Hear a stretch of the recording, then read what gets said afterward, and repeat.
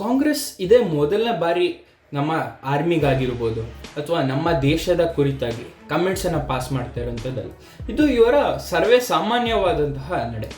ಇವತ್ತು ಒಂದು ವಿಷಯವನ್ನು ಕುರಿತಾಗಿ ನಾವು ಮಾತನಾಡಲಿಕ್ಕಿದ್ದೇವೆ. ಯಾಕೆ ಕಾಂಗ್ರೆಸ್ಸಿಗೆ ಈ ನಿಟ್ಟಿನಲ್ಲಿ ದೇಶದ ಏನೇ ಒಂದು ಕೆಲಸ ನಡೆದರೂ ಕೂಡ ಅದರಲ್ಲಿ ಪ್ರೂಫ್ ಕೇಳುವಂಥದ್ದು, ಅದನ್ನು ಟೀಕಿಸುವಂಥದ್ದು, ಆರ್ಮಿಯನ್ನು ಟೀಕಿಸುವಂಥ ಕೆಲಸವನ್ನು ಕಾಂಗ್ರೆಸ್ ಯಥೇಚ್ಛವಾಗಿ ಯಾಕೆ ಮಾಡುತ್ತೆ ಅಂತಕ್ಕಂಥದ್ದನ್ನು ಕರ್ನಾಡಿನ ಸಮಸ್ತ ಕನ್ನಡ ಕುಲಕೋಟೆಗೆ ಈ ನಿಮ್ಮ ಧರಣಿ ಶಗಡೆ ಮಾಡುವಂತಹ ನಮಸ್ಕಾರಗಳು. DNA ಯೂಟ್ಯೂಬ್ ಚಾನಲ್ ಅರ್ಪಿಸುವ ಬ್ರೇಕ್ ಡೌನ್ ಅಂಡ್ ಅನಾಲಿಸಿಸ್ ವಿಡಿಯೋಗೆ ತಮಗೆಲ್ಲರಿಗೂ ಸ್ವಾಗತ ಸುಸ್ವಾಗತ.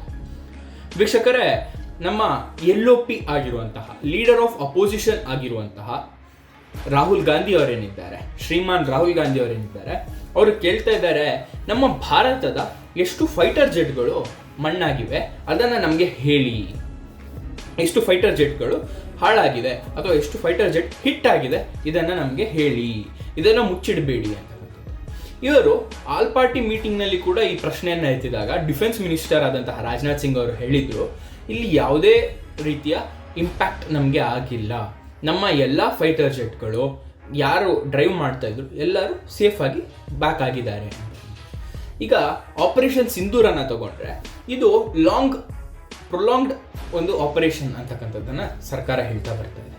ಈ ನಿಟ್ಟಿನಲ್ಲಿ ಒಂದು ಆಪರೇಷನ್ ನಡೆಯುತ್ತಿರುವಂತಹ ಮಧ್ಯದಲ್ಲಿ ನಮ್ಮ ಫೈಟರ್ ಜೆಟ್ಸ್ಗಳ ವಿಷಯ ಆಗಿರ್ಬೋದು, ನಮ್ಮ ಡಿಪ್ಲಾಯ್ಮೆಂಟ್ಸ್ಗಳ ವಿಷಯವನ್ನಾಗಿರ್ಬೋದು, ಅದನ್ನು ಡಿಸ್ಕ್ಲೋಸ್ ಮಾಡುವಂಥದ್ದು ಯಾವ ಮಟ್ಟಿಗೆ ಸರಿ ಅಂತಕ್ಕಂಥದ್ದು ಮೊದಲನೇ ಪ್ರಶ್ನೆ. ಮತ್ತು ಈ ರಾಹುಲ್ ಗಾಂಧಿ ಅವರು ಕೇಳ್ತಾ ಇದ್ದಾರೆ, ಪಾಕಿಸ್ತಾನಕ್ಕೆ ನಾವು ಹೊಡಿತೇವೆ ಅಂತ ಹೇಳಿಬಿಟ್ಟು ಹೇಳಿ ಹೊಡೆದದ್ದು ಯಾಕೆ, ಅವರು ಅಲರ್ಟ್ ಆಗಿರ್ಲಿಕ್ಕಿಲ್ವಾ ಅಂತಕ್ಕಂಥ ಪ್ರಶ್ನೆಯನ್ನು ತೆರ್ತಾ ಇದ್ದಾರೆ. ಅಂದರೆ ಕಳೆದ ಆಪರೇಷನ್ ಸಿಂಧೂರನ್ನು ನಡೆಯುವ ಒಂದಷ್ಟು ದಿನಗಳ ಮುಂಚೆಯಿಂದಲೂ ಭಾರತ ಹೇಳ್ತಾ ಬರ್ತಾ ಇತ್ತು, ನಾವು ಇದಕ್ಕೆ ಒಂದು ರಿಪ್ಲೈ ಕೊಡ್ತೇವೆ ಅಂತಕ್ಕಂಥದ್ದು. ಇದನ್ನು ಕೊಟ್ಟು ಹೊಡೆದದ್ದು ಯಾಕೆ ಅಂತಕ್ಕಂಥದ್ದನ್ನು ಕೇಳ್ತಾ ಇದ್ದಾರೆ. ಅಂದರೆ ಒಂದು ಆಪರೇಷನ್ ಸಿಂಧೂರ್ ಏನಿತ್ತು, ಇದು ಆಕ್ಟ್ ಆಫ್ ವಾರ್ ಆಗಿರಲಿಲ್ಲ ನಮ್ಮ ಕಡೆಯಿಂದ. ಅಂದರೆ ಟೆರರಿಸಮ್ ಯಾರು ಮಾಡ್ತಾ ಇದ್ದಾರೆ, ಟೆರರಿಸಮ್ಗೆ ಯಾರು ಸಪೋರ್ಟ್ ಮಾಡ್ತಾ ಇದ್ದಾರೆ ಅವರ ನೆಲೆಗಳನ್ನು ಗುರಿಯಾಗಿಸ್ಕೊಂಡು 9 ಕಡೆ ಅಟ್ಯಾಕ್ ಮಾಡಿದಂಥದ್ದಾಗಿತ್ತು. ಇದು ಪಾಕಿಸ್ತಾನದ ಗೌರ್ಮೆಂಟಿಗಾಗಲಿ, ಪಾಕಿಸ್ತಾನದ ಮಿಲಿಟ್ರಿಗೆ ಆಗಲಿ, ಪಾಕಿಸ್ತಾನದ ಜನರ ಸಿವಿಲಿಯನ್ಸ್ಗೆ ಹಾನಿ ಮಾಡಬೇಕು ಅಂತಕ್ಕಂಥ ಅಟ್ಯಾಕ್ ಆಗಿರಲಿಲ್ಲ. ಆದ ಕಾರಣ ಇದನ್ನು ಹೇಳಿ ಹೊಡೆದಂಥದ್ದಾಗಿತ್ತು. ಅಂದರೆ ಮೊದಲೇ ಹೇಳಿದರು, ಈ ಟೆರರಿಸಮ್ಗೆ ಯಾರು ಸಪೋರ್ಟ್ ಮಾಡ್ತಾ ಇದ್ದಾರೆ, ಟೆರರಿಸಮನ್ನು ಯಾರು ಬೆಳೆಸ್ತಾ ಇದ್ದಾರೆ ಅವರಿಗೆ ನಾವು ತಕ್ಕ ಪಾಠವನ್ನು ಕಳಿಸ್ತೇವೆ ಅಂತ.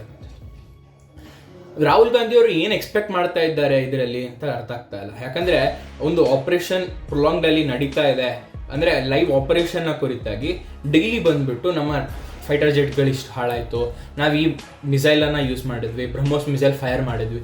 ಈ ನಿಟ್ಟಿನ ಒಂದು ಮಿಲಿಟರಿಯ ಡಿಪ್ಲಾಯ್ಮೆಂಟ್ ಡೀಟೇಲ್ಸನ್ನು LOP ಅವರಿಗೆ ಯಾಕೆ ಕೊಡಬೇಕು ಫಸ್ಟ್ ಆಫ್ ಆಲ್, ಮತ್ತು ದೇಶಕ್ಕೆ ಯಾಕೆ ಕೊಡಬೇಕು, ಅಂದರೆ ದೇಶಕ್ಕೆ ಯಾವಾಗ ಕೊಡಬೇಕು ಆವಾಗ ಕೊಡಬೇಕು, ಅಥವಾ LOPಗೆ ಯಾವಾಗ ಕೊಡಬೇಕು ಆವಾಗ ಕೊಡಬೇಕು. ಇನ್ ಬಿಟ್ವೀನ್ ವಾರ್ ಅಥವಾ ಇನ್ ಬಿಟ್ವೀನ್ ಆಪರೇಷನ್ ನಾವು ಯಾಕೆ ಡೀಟೇಲ್ಸನ್ನು ಹೊರಗೆ ಹಾಕಬೇಕು.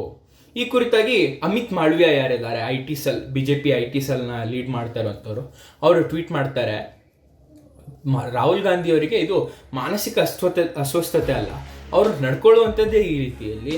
ಅವರ ಒಂದು ಡಿಪ್ಲಾಯ್ಮೆಂಟ್ ಏನಿದೆ, ಅವರ ಒಂದು ಅಲಿಜೆನ್ಸ್ ಅಂತ ಹೇಳ್ಬೋದು, ಅಥವಾ ಅಲೈನ್ಮೆಂಟ್ ಏನಿದೆ ಪಾಕಿಸ್ತಾನಕ್ಕೆ, ಅದಕ್ಕೆ ಪಾಕಿಸ್ತಾನ ಇವರಿಗೆ ಈಶಾನ್ಯ ಪಾಕಿಸ್ತಾನ ಅಂತಕ್ಕಂತಹ ಅವರ ಅತ್ಯುನ್ನತ ಪ್ರಶಸ್ತಿಯನ್ನು ಕೊಟ್ಟರು ಕೂಡ ನಾವು ಯಾವುದೇ ಕಾರಣಕ್ಕೂ ಒಂದು ಅನುಮಾನ ಅಥವಾ ಆಕ್ಷೇಪ ಪಡುವಂಥದ್ದಿಲ್ಲ, ಆಶ್ಚರ್ಯ ಹೋಗುವಂಥದ್ದು ಇಲ್ಲ ಅಂತಕ್ಕಂಥದ್ದನ್ನು ಅವ್ರು ಹೇಳ್ತಾ ಇದ್ದಾರೆ. ಯಾಕೆ ಈ ನಿಟ್ಟಿನಲ್ಲಿ ಒಂದು ಬಾಯಿ ಚಪ್ಪಲ ಅಂತ ಹೇಳ್ತಾರೋ, ಅಥವಾ ನಮಗೆ ಮಾತನಾಡಲಿಕ್ಕೆ ಬರುತ್ತೆ ಅಥವಾ ಮಾತನಾಡ್ತೇವೆ ಅಂತಕ್ಕಂಥದ್ದನ್ನು ಹೇಳ್ತಾರೋ, ಇದು ಅರ್ಥ ಆಗ್ತಾ ಇಲ್ಲ. ಇನ್ನು ಆ AICC ಅಧ್ಯಕ್ಷರು ಮಲ್ಲಿಕಾರ್ಜುನ್ ಖರ್ಗೆ ಇವರಂತೂ ಇನ್ನೊಂದು ಸ್ಟೆಪ್ ಮುಂದೆ ಹೋಗಿದ್ದಾರೆ. ಪಾಕಿಸ್ತಾನ ಮತ್ತು ಭಾರತದ ನಡುವೆ ನಡೆದಂಥದ್ದು ಒಂದು ಚಿಕ್ಕ ಪುಟ್ಟ ಯುದ್ಧ ಅಂತಕ್ಕಂತಹ ವರ್ಡನ್ನು ಹೇಗೆ ಹೇಳ್ತಾ ಇದ್ದಾರೆ. ಇಲ್ಲಿ ಆದಂತಹ ಕ್ಯಾಶುಯಾಲಿಟೀಸ್ ಎಷ್ಟು, 26 ಪರ್ಸನ್ಸನ್ನು ನಾವು ಕಳ್ಕೊಂಡಿದ್ದೇವೆ ಒಂದು ಟೆರರಿಸಮ್ ಅಟ್ಯಾಕಿಗೆ. ಅದಕ್ಕೋಸ್ಕರ ನಾವು ರಿಟ್ಯಾಲಿಯೇಟ್ ಮಾಡಿದಾಗ ನಮ್ಮ ಅಮೃತ್ಸರ, ನಮ್ಮ ಒಂದು ಏರ್ ಬೇಸ್ಗಳು, ನಮ್ಮ ಏರ್ಪೋರ್ಟ್ಗಳು, ನಮ್ಮ ಸಿವಿಲಿಯನ್ಸನ್ನು ಗುರಿ ಮಾಡಿಕೊಂಡು ಫೈಟರ್ ಡ್ರೋನ್ಸ್ ಆಗಿರ್ಬೋದು ಮತ್ತು ಮಿಸೈಲ್ಸ್ಗಳನ್ನು ಅವ್ರು ಫೈರ್ ಮಾಡಿದ್ರು. ಇದು ಚಿಕ್ಕ ಪುಟ್ಟ ವಿಷಯ ಯಾವಾಗಿಂದ ಆಯಿತು ಮಲ್ಲಿಕಾರ್ಜುನ್ ಅವರೇ. ನಿಮಗೆ AICCಯ ಅಧ್ಯಕ್ಷ ಅಂತಕ್ಕಂಥ ಉನ್ನತ ಪೊಸಿಷನಲ್ಲಿ ಕೊಟ್ಟಿದ್ದಾರೆ.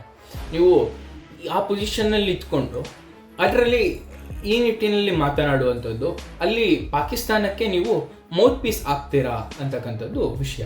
ಯಾಕಂದರೆ ನಿಮ್ಮ CM ಅವರಿದ್ದಾರೆ, ಯುದ್ಧ ಬೇಡ ಅಂತಕ್ಕಂತಹ ನಿಲುವನ್ನು ಹೇಳಿಬಿಟ್ಟು ಪಾಕಿಸ್ತಾನದಲ್ಲಿ ಮೀಡಿಯಾ ಸ್ಟಾರ್ ಆಗ್ತಾರೆ. ಈಗ ನಿಮ್ಮ LOP ಲೀಡರ್ ಆಫ್ ಅಪೋಸಿಷನ್ ಇದ್ದಾರೆ, ಎಷ್ಟು ನಮ್ಮ ರಫೇಲ್ ಹಿಟ್ ಆಯಿತು ಅಥವಾ ಎಷ್ಟು ನಮ್ಮ ಫೈಟರ್ ಜೆಟ್ ಹಿಟ್ ಆಯಿತು ಅಂತ ಕೇಳ್ತಾ ಇದ್ದಾರೆ. ನೀವು ಇದ್ದೀರಾ, ನೀವು ಬಂದುಬಿಟ್ಟು ನಮ್ಮ ಪಾಕಿಸ್ತಾನ ಮತ್ತು ಭಾರತದ ನಡುವೆ ನಡೆದಂತಹ ಆಪರೇಷನ್ ಒಂದು ಚಿಕ್ಕ ಪುಟ್ಟ ಆಪರೇಷನ್ ಅಂತಕ್ಕಂಥದ್ದನ್ನು ನೀವು ಹೇಳ್ತಾ ಇದ್ದೀರಿ. ಅಂದರೆ ಈ ಕುರಿತಾಗಿ ನಿಮಗೆಲ್ಲರಿಗೂ ಒಂದಷ್ಟು ಜನರನ್ನು ಓಲೈಸಬೇಕು.